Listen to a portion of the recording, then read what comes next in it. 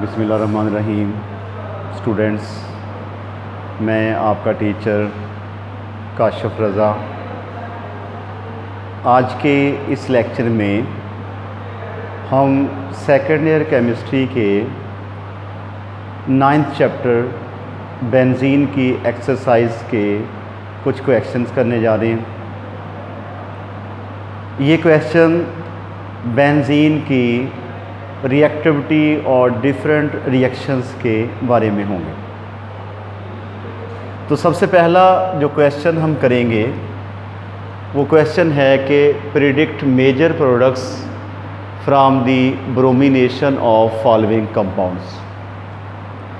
ये कुछ कंपाउंड्स आपको दिए गए हैं, इनकी ब्रोमिनेशन करवा के हमने बताना है कि कौन कौन से प्रोडक्ट्स जो हैं वो पॉसिबल हैं, कौन से प्रोडक्ट्स जो हैं वो बन सकते हैं बाय दी ब्रोमिनेशन। सबसे पहले ब्रोमिनेशन होती क्या है?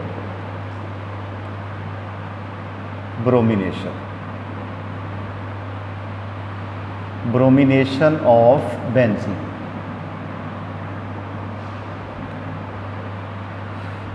The introduction of bromine in a benzene. ठीक है जी, इंट्रोडक्शन ऑफ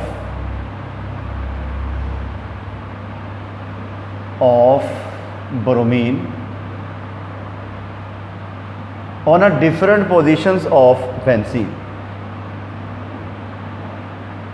कि बेंजीन के ऊपर ब्रोमीन का इंट्रोड्यूस होना, ये ब्रोमिनेशन जो है वो कहलाता है। तो सबसे पहले हम टॉलीन की ब्रोमिनेशन करवाएंगे। ठीक है, तो हमने टॉलीन की करवानी है ब्रोमिनेशन और बताना है कि टॉलीन की ब्रोमिनेशन से कौन कौन से प्रोडक्ट्स जो हैं वो हासिल होंगे। तो आपके पास टॉलीन कब होता है? हमने पढ़ा हुआ है कि टॉलीन जो है अगर बेंजीन के ऊपर एक मिथाइल ग्रुप लगा हुआ हो तो ये टॉलीन होता है। टॉलीन कब होता है? कि अगर बेंजीन के ऊपर एक मिथाइल ग्रुप लगा हुआ हो तो इसको हम क्या कहते हैं? टॉलीन जो है वो कहते हैं। ठीक है, इसकी हमने करवानी है ब्रोमिनेशन। ब्रोमिनेशन से मुराद क्या होता है? कि हम इसका ब्रोमीन के साथ जो है वो रिएक्शन करवाएंगे। ठीक हो गया। अब हमें पता है कि जब भी हम बेंजीन की हैलोजिनेशन करवाते हैं तो हमारा जो कैटलिस्ट होता है वो क्या होता है? FeBr3 होता है। अगर हम ब्रोमीन से करवा रहे हैं तो हमारा कैटलिस्ट क्या होगा? FeBr3। अगर हम क्लोरीन से करवा रहे हैं तो हमारा कैटलिस्ट क्या होगा? FeCl3। ठीक हो गया। अब अगर इस ग्रुप को देखें, जो मिथाइल ग्रुप लगा हुआ है बेंजीन के ऊपर, ये इलेक्ट्रॉन डोनेटिंग ग्रुप है, इलेक्ट्रॉन डोनर ग्रुप है। ये हमने orientation of the reactions of benzene में पढ़ा था कि अगर बेंजीन के ऊपर एक्टिवेटर लगा हुआ हो, एक्टिवेटर ऐसा ग्रुप होता है जो बेंजीन की रिएक्टिविटी को बढ़ा देता है। ठीक है, इलेक्ट्रॉन डोनर होता है ये ग्रुप। कि अगर इलेक्ट्रॉन डोनर ग्रुप लगा हुआ हो बेंजीन के ऊपर तो बेंजीन के दो प्रोडक्ट्स जो हैं वो बनते होते हैं। एक बनता होता है आर्दो पोजीशन पे और एक बनता होता है पैरा पोजीशन पे। ठीक हो गया। तो हम यहाँ पे इसको बैलेंस करने के लिए 2 लगाएंगे तो हमारे दो प्रोडक्ट बनेंगे, एक आर्दो पोजीशन पे और एक पैरा पोजीशन के ऊपर। ठीक है, तो ये दो प्रोडक्ट बन गए कि टॉलीन है, मिथाइल ग्रुप लगा हुआ है, तो इसका एक ब्रोमो जो है वो आर्दो पोजीशन पे लग जाएगा और दूसरा ब्रोमो जो है वो कहाँ पे लगेगा? दूसरा ब्रोमो पैरा पोजीशन के ऊपर लगेगा। ठीक है, तो अब अगर हम साथ में HBr भी जो है वो बनेगा, उसको लिखने की ज़रूरत नहीं है। मेजर प्रोडक्ट आपने बताना है कि जब भी टॉलीन की हम ब्रोमिनेशन करवाएंगे तो हमारा दो प्रोडक्ट्स बनेंगे, एक आर्दो ब्रोमोटोलीन और एक बनेगा पैरा ब्रोमोटोलीन। इसका नाम क्या है? आर्दो ब्रोमोटोलीन, ब्रोमोटोलीन। और ये क्या हो गया? पैरा ब्रोमोटोलीन। ठीक है, तो दो प्रोडक्ट बन गए हमारे, आर्दो ब्रोमोटोलीन और para bromotoluene. It is the bromination of toluene. अब दूसरा हमारा जो है वो पार्ट है नाइट्रोबेंजीन की ब्रोमिनेशन। ठीक है, कि हमने नाइट्रोबेंजीन की जो है वो ब्रोमिनेशन करवानी है। ठीक है, तो नाइट्रोबेंजीन क्या होती है कि अगर बेंजीन के ऊपर नाइट्रो ग्रुप जो है वो लगा हुआ, ठीक हो गया, तो ये बन गया आपके पास क्या, नाइट्रोबेंजीन जो है वो बन गया। तो नाइट्रोबेंजीन की हमने ब्रोमिनेशन जो है वो करवानी है, ब्रोमीन के साथ रिएक्शन करवाना है। हमारा कैटलिस्ट जो है वो हैलोजिनेशन के लिए क्या हुआ करता है, FeBr3 जो है वो हमारा कैटलिस्ट हुआ करता है। ठीक हो गया। अब नाइट्रो जो है वो मेटा डायरेक्टिंग ग्रुप है, इलेक्ट्रॉन विदड्रॉइंग ग्रुप है। ठीक है, जो इलेक्ट्रॉन विदड्रॉइंग ग्रुप होता है उसको डीएक्टिवेटर भी कहते हैं। ये बेंजीन की रिएक्टिविटी को कम कर देता है और इस इलेक्ट्रॉन विदड्रॉइंग ग्रुप की वजह से जो बेंजीन का प्रोडक्ट बनेगा वो मेटा पोजीशन के ऊपर बनेगा। ठीक है, तो आपके पास क्या बन गया, ये आपके पास जो है वो बन गया जी NO2 और उसके बाद ब्रोमो यहाँ पे लग गया और प्लस जो है वो हमारा HBr बनेगा। तो प्रोडक्ट क्या बना भी, मेटा ब्रोमो नाइट्रोबेंजीन। तो जब हम नाइट्रोबेंजीन की ब्रोमिनेशन करवाएंगे तो हमारी मेटा पोजीशन के ऊपर इसकी हैलोजिनेशन हो जाएगी, यानी कि जो ब्रोमो है वो कहाँ पे लगेगा, मेटा पोजीशन के ऊपर जो है वो ब्रोमो ग्रुप आके वो एडजस्ट हो जाएगा। क्लियर होगी बात। उसके बाद अगला है नाइट्रेशन और ब्रोमिनेशन ऑफ अ ब्रोमोबेंजीन, कि हमारे पास जो है वो ब्रोमोबेंजीन है, ब्रोमोबेंजीन है। तो ब्रोमोबेंजीन की हमने ब्रोमिनेशन करवानी है, कैटलिस्ट सेम रहेगा FeBr3। अब जो ब्रोमो है ये इलेक्ट्रॉन डोनर है, यानी कि एक्टिवेटर है, और इलेक्ट्रॉन डोनर ग्रुप जो होता है उसके प्रोडक्ट्स कहाँ पे बनते होते हैं, आर्थो एंड पैरा पोजीशन पे। तो दो प्रोडक्ट इसके जो है वो बनेंगे। ठीक है, यानी कि ब्रोमो जो है वो कहाँ पे लगेगा, आपके पास ये आ गया जी Br, एक ब्रोमो यहाँ पे लग जाएगा और एक ब्रोमो यहाँ पे लग जाएगा। ठीक हो गया, ortho and para directing group है आपका जो ब्रोमो ग्रुप हो गया। ठीक है, तो ये हमने क्या करवा ली है, ये हमने ब्रोमोबेंजीन की ब्रोमिनेशन जो है वो करवा ली है। ठीक हो गया। अब अगला है बेंजोइक एसिड, हमने करवानी है जी बेंजोइक एसिड की ब्रोमिनेशन। बेंजोइक एसिड क्या होता है कि अगर बेंजीन के ऊपर जो है वो लगा हुआ हो कार्बोक्सिलिक ग्रुप, ठीक है, तो इसकी हम करवाएंगे bromination in the presence of FeBr3। ये हमारा कैटलिस्ट रहेगा हैलोजिनेशन के लिए। अब जो कार्बोक्सिलिक ग्रुप है ये भी क्या है, इलेक्ट्रॉन विदड्रॉइंग ग्रुप है। Carboxylic group electron withdrawing group है। इसके प्रोडक्ट भी कहाँ पे बनते होते हैं, मेटा पोजीशन पे बनते होते हैं। ठीक है, तो ब्रोमो कहाँ पे इंट्रोड्यूस हो जाएगा, मेटा पोजीशन के ऊपर। तो ये आपके पास हो गया COOH हो गया और हमारा प्रोडक्ट जो है यानी कि ब्रोमो कहाँ पे लगेगा, ब्रोमो हमारा लगेगा मेटा पोजीशन के ऊपर। ठीक हो गया। तो it is the major product meta bromo benzoic acid. इस कंपाउंड का नाम क्या होगा, मेटा ब्रोमो बेंजोइक एसिड।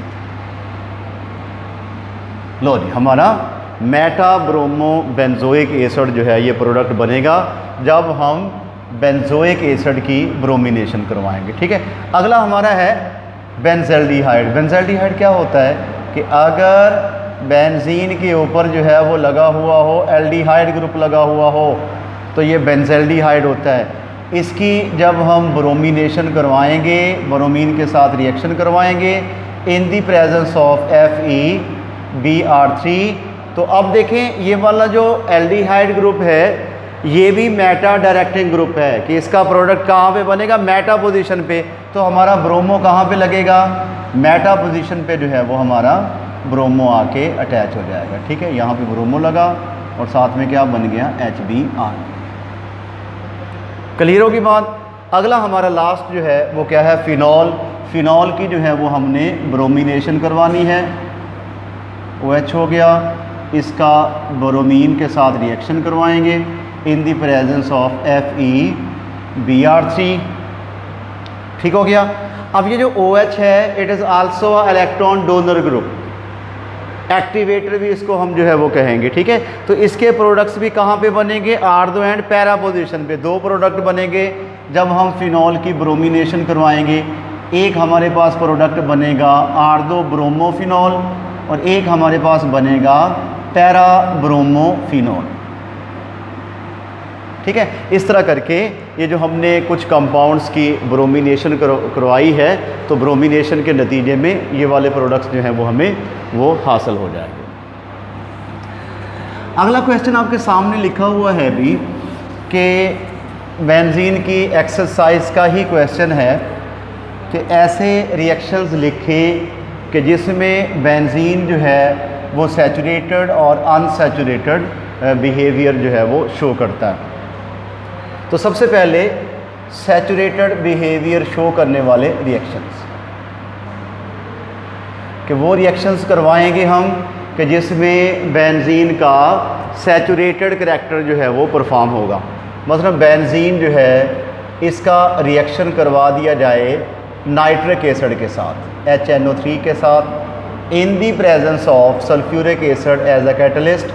तो हमारा प्रोडक्ट जो है वो ये हमने पिछले चैप्टर के बीच में से किया था कि हमारा चैप्टर क्या बनता है प्रोडक्ट, एक बनता है नाइट्रोबेंजीन और साथ में क्या बनेगा, वाटर बनेगा।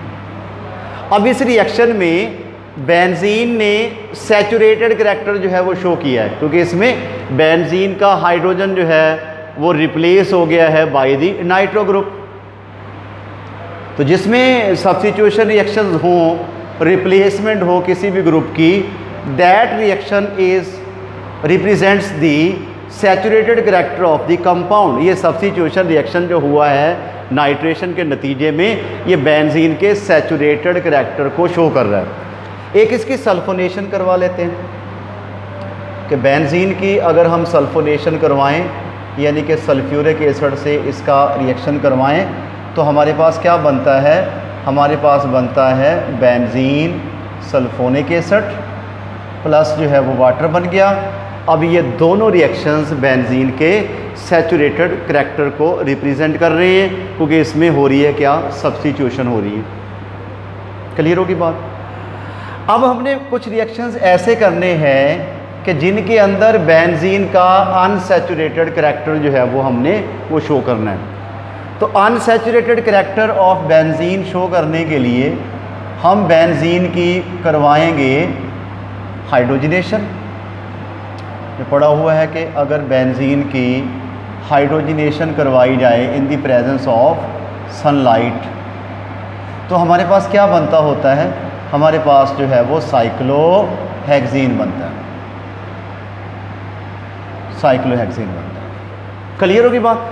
अब इसके अंदर देखें कि बेंजीन रिंग के अंदर हाइड्रोजन ऐड हुआ है, एडिशन रिएक्शन हुआ है। तो इसका ऐड होना ये जाहिर करता है कि बेंजीन के अंदर अनसैचुरेटेड करैक्टर जो है वो मौजूद है। या हम इसका हैलोजिनेशन करवा दें in the presence of sunlight, Br2 के साथ सनलाइट की मौजूदगी में, तो आपके पास बनेगा क्या जी, ये बेंजीन है, हर कार्बन के ऊपर एक एक ब्रोमो जो है वो क्या हो जाएगा, इंट्रोड्यूस हो जाएगा। ठीक हो गया।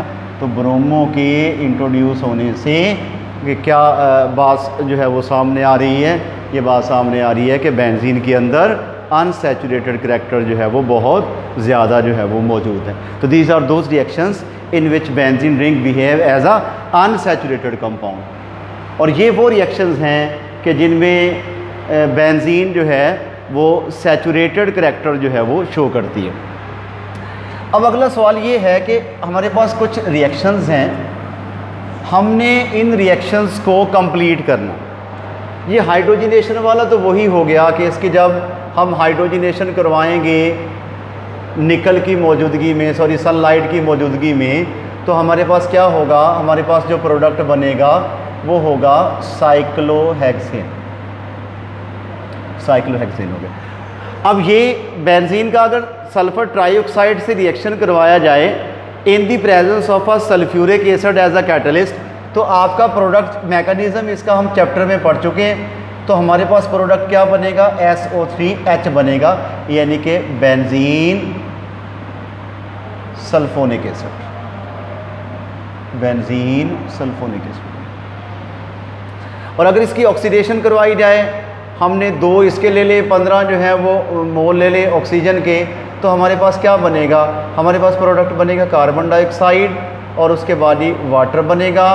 कार्बन डाइऑक्साइड कितना बनेगा जी? आपके पास 12 बनेगा और वाटर जो है वो कितना बनेगा जी? 6 बनेगा। और लॉट ऑफ हीट जो है वो इसके नतीजे में वो इवॉल्व होगी।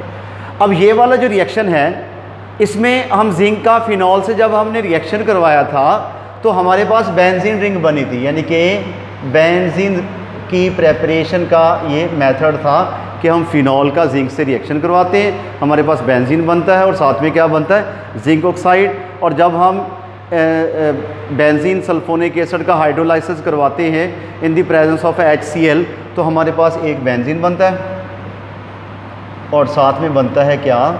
Sulphuric acid. ठीक है, तो ये हमने कुछ क्वेश्चंस जो हैं वो एक्सरसाइज में से किए थे। आज के हमारे लेक्चर में इतना ही।